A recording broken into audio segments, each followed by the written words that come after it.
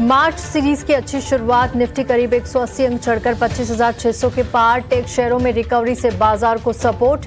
Nifty bank ऊंचाई से करीब 200 अंक फिसलकर ऊपर 61,100 के करीब। 5 दिनों की गिरावट के बाद आईटी शेयरों में लौटी खरीदारी। निफ्टी आईटी इंडेक्स 2.25% ऊपर। एचसीएल टेक, टीसीएस और इन्फोसिस में 2 से 3% की तेजी। टेक महिंद्रा, कोफोर्ज और विप्रो 2% तक ऊपर।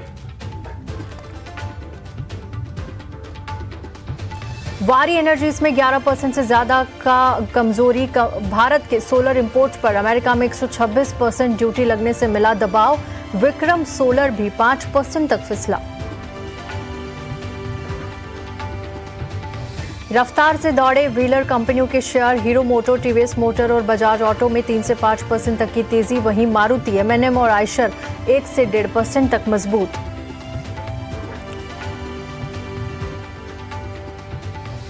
ब्रोकरेजेस की बुलिश रिपोर्ट से मेटल शेयर चमके। एमके की मजबूत अर्निंग रिकवरी और लक्ष्य बढ़ाने से सेल 4% चढ़ा। वहीं सिटी की ओवरवेट रेटिंग से वेदांता 5% भागा। नोमोरा का लक्ष्य बढ़ाने से लॉयड्स मेटल 5% तक ऊपर। सरकार के हिस्सेदारी बेचने के प्लान से आईआरएफसी में 4% की गिरावट। हिस्सा बेचने के लिए ओएफएस लाएगी सरकार। एनएचएआई से मिले बड़े ऑर्डर से एचजी इंफ्रा का शेयर करीब 2% चढ़ा। ओडिशा में 6 लेन हाईवे के लिए मिला 1582 करोड़ रुपए का contract. Clean max enviro energy solutions के आईपीओ में पैसा लगाने का आज आखिरी दिन। आईपीओ को सुस्त रिस्पांस। दूसरे दिन अब तक 50% भरा इशू। वहीं पीएनजीएस रेवा डायमंड का आईपीओ अब तक 64% हुआ सब्सक्राइब।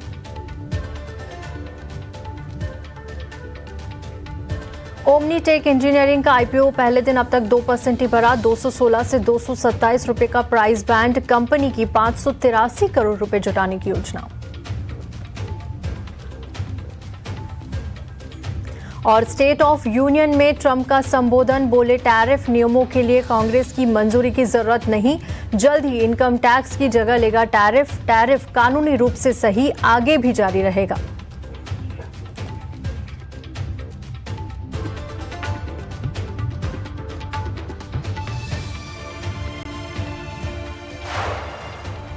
गुड आफ्टरनून, स्वागत है आपका योर स्टॉक्स में। मैं हूं आपका योर स्टॉक्स में और आपके पास आऊंगी, लेकिन उससे पहले एक नज़र बाजार पर देख लेते हैं। देखिए यहां पर मार्च सीरीज़ की शुरुआत हो गई है और काफ़ी अच्छी पॉजिटिव शुरुआत देखने को मिली, लेकिन यहां पर बैंक निफ्टी में थोड़ा सा दबाव ज़रूर नज़र आ रहा है। निफ्टी की बात करें तो फिलहाल 170 अंकों से ज़्यादा की तेज़ी के साथ 25,601 के लेवल पे यहाँ पर निफ्टी कारोबार कर रहा है। वहीं सेंसेक्स में भी देखेंगे करीब 450 अंकों से ज़्यादा की तेजी है। बैंक निफ्टी ने भी तेज़ी दिखाई, लेकिन अब ऊपरी स्तर से थोड़ा सा दबाव यहाँ पर देखने को मिल रहा है।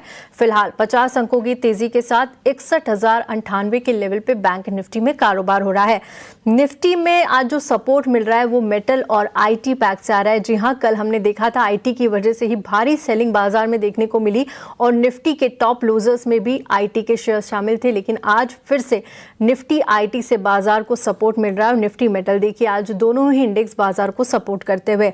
फिलहाल निफ्टी के गेनर्स पर एक बार नजर डालेंगे। एचसीएल टेक आज देखिए यहाँ पर 3.5% से ज्यादा की तेजी। निफ्टी का टॉप गेनर बना हुआ है। टाटा स्टील 3.5% की तेजी। Bajaj auto, TCS, Shriram finance में भी आप 2 से 3% की तेजी इस वक्त देख सकते हैं। ये थे निफ्टी के टॉप गेनर्स। वहीं लूजर्स पर अगर नजर डाले तो इटरनल आज भी यहाँ पर दबाव दिख रहा है, लगातार तीसरा दिन है और निफ्टी का टॉप लूजर बना हुआ है। 1% से ज्यादा की गिरावट। एसबीआई में 1% से ज्यादा की गिरावट। कोटक महिंद्रा बैंक, आईटीसी और टाटा कंज्यूमर में आधे से 1% की गिरावट इस वक्त हावी होती हुई। वहीं यहां पर हम एडवांस और डिक्लाइन के रेशो पर एक बार नजर डालें तो इस वक्त 1749 शेयर यहां पर ग्रीन निशान में कारोबार कर रहे हैं और 1160 शेयर इस वक्त लाल निशान में कारोबार कर रहे हैं। एडवांस का जो रेशो है वो यहां पर ज्यादा है। शेयरों की संख्या यहां पर हरे निशान में कारोबार करने की ज्यादा है। चलिए अब एक टेक्निकल राय भी ले लेते हैं अजीत जी से। अजीत जी, इस वक्त आप बाजार की चाल को किस तरह से देख रहे हैं? यहाँ पर हमने देखा मार्च की जो शुरुआत है अच्छी होती हुई नजर आ रही है और अब क्लोजिंग किस ओर जाती हुई नजर आएगी और बैंकिंग और आईटी खास तौर पर देखिए आज फिर से यहाँ पर दम दिखाता हुआ। बिल्कुल तृप्ति तृप्ति देखिए इसको दो तरीके से देखना होगा। एक तो डेफिनेटली कि आज की शुरुआत अच्छी है, मार्च सीरीज की शुरुआत हम पॉजिटिव टोन के साथ ट्रेड कर रहे हैं। बट अगर आप पिछले 3 हफ्तों से देखेंगे तो ब्रॉडली एक रेंज में आपको बाजार नजर आएगा, जहां 25,400 26,000 का जो बैंड है, करीब 600 पॉइंट का, इसी में हम ट्रेड करते हुए नजर आ रहे हैं। कल के सेशन में हमने बैंड को रीटेस्ट किया, लोअर साइड पे उसको ब्रेक भी किया। ऑन द क्लोजिंग बेसिस हमने 25,400 को मेंटेन कर पाए और इसकी वजह से हम देख रहे हैं कि आज के सेशन में दोबारा से एक रीबाउंड। तो ब्रॉडली इसी रेंज को ही मार्केट प्ले आउट कर रहा है। जितनी बार भी आप 25,400 के नजदीक आ रहे हैं, आपको एक रिकवरी दिख रही है। जैसे जैसे आप 26,000 के नजदीक जाते हैं, आपको सेलिंग प्रेशर इमर्ज होते हुए नजर आता है। तो मुझे लगता है ये जो टाइम वाइज करेक्शन इंडेक्स में चल रही है, बावजूद इसके कि आईटी में काफी ज्यादा शार्प कट्स इस मंथ में हमने देखने को मिले हैं, आज एक रिलीफ, एक रीबाउंड अटेम्प्ट जरूर है। बट मेरे हिसाब से ज्यादा रीड नहीं करना चाहिए जब तक कि एक सस्टेनेबल मूव ना हो। बिकॉज अभी तक हम देख रहे थे कि हमारी मार्केट में जो आईटी काउंटर्स है वहां पे गिरावट थी। ये हाल फिलहाल में हमको सेम ट्रेंड यूएस मार्केट में भी देखने को मिला है। तो हो सकता है कि ये कंसोलिडेशन और उसके बाद थोड़ा सा और अभी पेन आईटी में बाकी हो। तो आईटी से अभी दूर रहिए। बैंकिंग डेफिनेटली एक कि पिलर जो मार्केट का, वो अभी बैंकिंग बना हुआ है। बैंकिंग अपने रिकॉर्ड हाइस के पास है। पीएसयू बैंक्स खासतौर से वहां पे स्ट्रॉन्ग ट्रैक्शन देखने को मिल रहा है। बैंकिंग के अलावा मेटल्स, ऑटो और एनर्जी, ये 3 बास्केट आपको जरूर ध्यान रखनी चाहिए। जब तक कि इंडेक्स में एक तेजी का दौर दोबारा वापस ना आए, तब तक आपको इन सेक्टर्स पे फोकस करना चाहिए फॉर लॉन्ग पोजीशंस। ठीक है, यहाँ पर लंबी अवधि के लिए मेटल, ऑटो और एनर्जी पे आप फोकस करें और बैंकिंग में भी अच्छा ट्रैक्शन नज़र आ रहा है, लेकिन फिलहाल आईटी से थोड़ा सा दूर रहने की ही सलाह यहाँ पर अजीत जी दे रहे हैं। चलिए आगे बढ़ते हैं और अपने पहले कॉलर को अब शामिल कर लेते हैं। इस वक्त हमारे साथ संतम सिंह जुड़ चुके हैं। संतम जी, गुड आफ्टरनून, स्वागत है आपका 18 नाउ स्वदेश पर। मैं पंजाब हरियाणा से बात कर रहा हूँ। जी जी, पूछिए अपना सवाल। मेरे कॉफी 110 शेयर है 1941 रुपये में। ठीक तो है, मैं लॉन्ग टर्म के लिए है वो। लॉन्ग टर्म के हिसाब से आपके पास शेयर्स है, ओके। हमारे साथ अजीत जी इस वक्त संतम सिंह जुड़े हुए हैं और पंजाब से बात कर रहे हैं। इनके पास कोफोर्ज के शेयर है, 110 इनकी क्वांटिटी है और बाइंग प्राइस 1941 है, लेकिन कोफोर्ज इनके बाइंग प्राइस से काफ़ी नीचे आ चुका है। 1228 के लेवल पे आज कारोबार कर रहा है। हल्की फुल्की तेज़ी ज़रूर नज़र आ रही है, लेकिन पिछले 6 महीनों के निचले स्तर पर ज़्यादा हुआ, जिसकी वजह से 78,000 से ज़्यादा का नुकसान ये झेल रहे हैं। और पिछले 6 महीनों में यहाँ पर डाउन ट्रेंड नज़र आया। करीब 6 महीने की बात करें तो 30% से ज़्यादा टूट चुका है।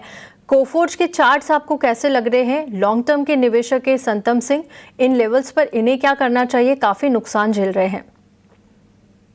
बिल्कुल तृप्ति, देखिए काफी शार्प कट आया है और कोफोर्ज काफी स्ट्रांगली दिसंबर तक आपको ट्रेड करता हुआ नजर आ रहा था। स्टॉक अपने रिकॉर्ड हाइस पे था और पिछले 1.5-2 महीनों में जिस तरीके से गिरावट आई है, काफी शार्प गिरावट आई है अक्रॉस दी आईटी बोर्ड, जिस तरीके से हमने देखा है। और यहाँ पे भी वही ट्रेंड अनफोल्ड होता हुआ नजर आया है।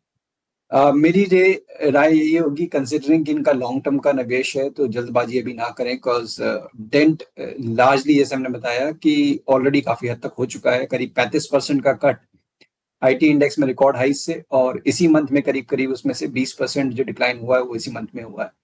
तो एक्सट्रीम ओवरसोल्ड पोजीशंस हैं, तो हो सकता है थोड़ा कंसोलिडेशन, थोड़ा पॉज जरूर देखने को मिले।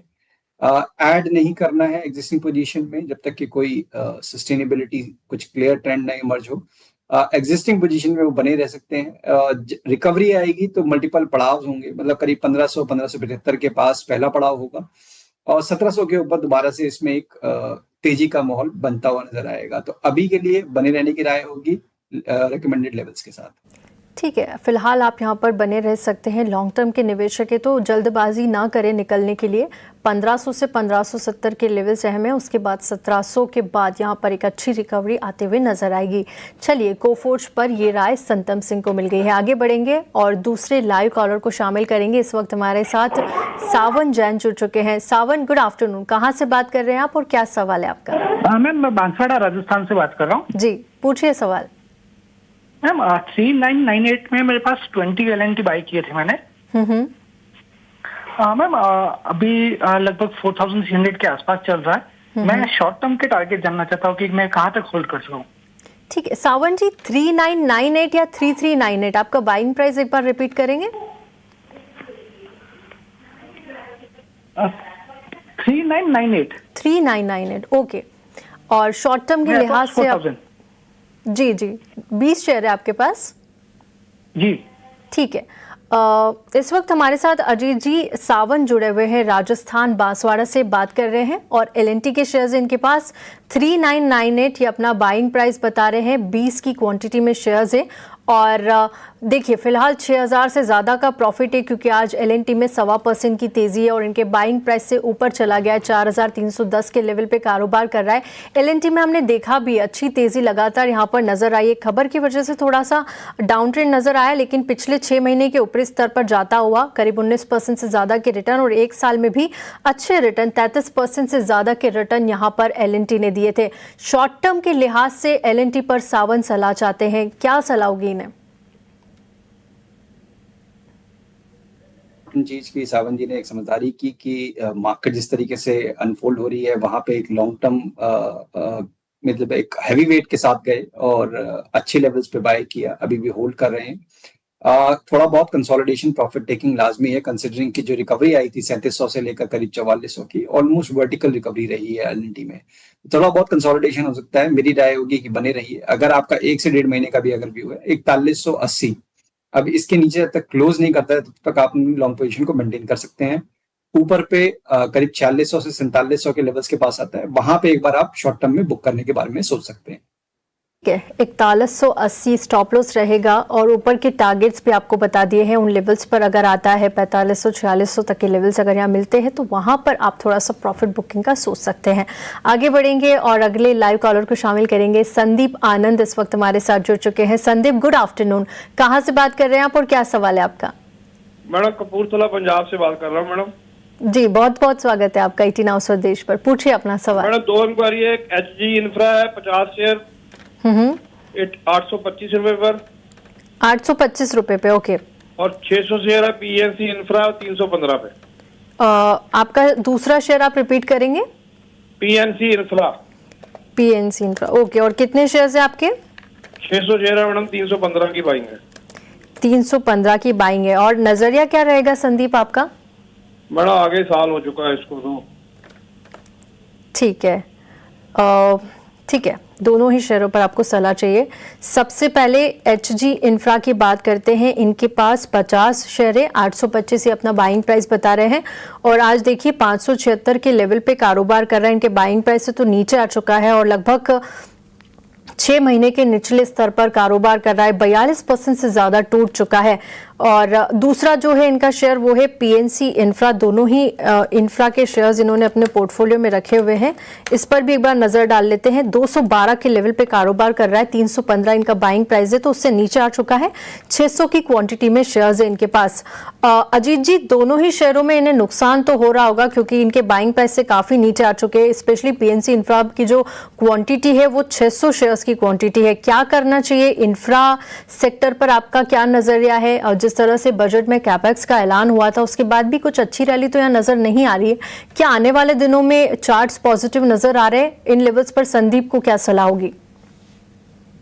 तृप्ति, देखिए संदीप जी को मेरी ये राय होगी कि जब भी आप इन्वेस्ट करें और खासतौर से जैसे आपने एक ही सेक्टर में 2 स्टॉक्स को ले रखा है तो जरूर थोड़ा सा कॉशन जरूर रखें, बिकॉज अगर कुछ भी नेगेटिव होता है सेक्टर के लिए तो उस तरीके के डिक्लाइंस, शार्प मूव्स देखने को मिलते हैं। खासतौर से स्मॉल कैप, मिड कैप वाले जो आपके इंफ्रा काउंटर्स हैं उनमें ये सब चीजें काफी नॉर्मल होती हैं कि थोड़ा भी अगर किसी तरीके का डिले इनके रिजल्ट्स के जो मापदंडों पे अगर कुछ भी दिखता है कि कंपनी उस तरीके से एग्जीक्यूट नहीं कर पा रही है या फिर कोई चैलेंजेस आ रहे हैं तो उसका रिएक्शन स्टॉक प्राइस में काफी शार्पली नजर आता है।